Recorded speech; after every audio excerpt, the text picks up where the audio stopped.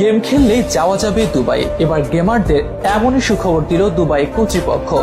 এতদিন গেমিং নিয়ে তেমন কোনো মাথা না ঘামালেও অবশেষে এর বৈশ্বিক অর্থনৈতিক গুরুত্ব বুঝতে শুরু করেছে দুবাই, আর এ কারণেই স্পেশাল ভিসা আবেদন চালু করেছে দেশটি।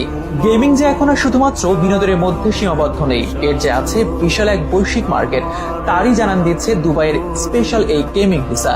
শুধুমাত্র গেমার নয়, সুযোগ থাকছে কন্টেন্ট ক্রিয়েটরদেরও। ইতিমধ্যেই নেট দুনিয়ায় আলোড়ন ফেলে দিয়েছে এই খবর। উন্মাদনা কাজ করছে দেশি গেমার ও কন্টেন্ট ক্রিয়েটরদের মধ্যেও। অনেকের মনে প্রশ্ন, কিভাবে করা যাবে এই ভিসার আবেদন, কারা কারা পাবেন স্পেশাল এই ভিসা, কি কি সুযোগ সুবিধা থাকছে এতে, এসবের বিস্তারিত নিয়ে থাকছে এখনকার বিশেষ আয়োজন। গেমিং শুধু যে আউটডোর কিংবা ইনডোর হতে পারে এই কথা এখন মিথ্যা, কেননা আউটডোর কিংবা ইনডোর গেমের বাইরেও ভার্চুয়াল গেমের যে বিশাল মার্কেট তৈরি হয়েছে তা রীতিমতো বিস্ময়কর। বিশ্বব্যাপী দিন দিন বড় হচ্ছে গেমিং খাত, বাড়ছে বিশ্বব্যাপী অনলাইন গেমের বাজার। শুধু বিনোদন বা সময় কাটানো নয়, দেশের অর্থনীতিতেও গুরুত্বপূর্ণ ভূমিকা পালন করছে এই গেমিং। শুরুর দিকে অনলাইন গেমিংকে শুধুমাত্র বিনোদনের বিষয়বস্তু মনে করা হলেও এখন এখান থেকেই আসছে আয় উপার্জন। ঘরে বসে শুধুমাত্র গেম খেলে লাখ লাখ টাকা আয় করছেন দেশের গেমাররা। আছে স্ট্রং একটি কমিউনিটি।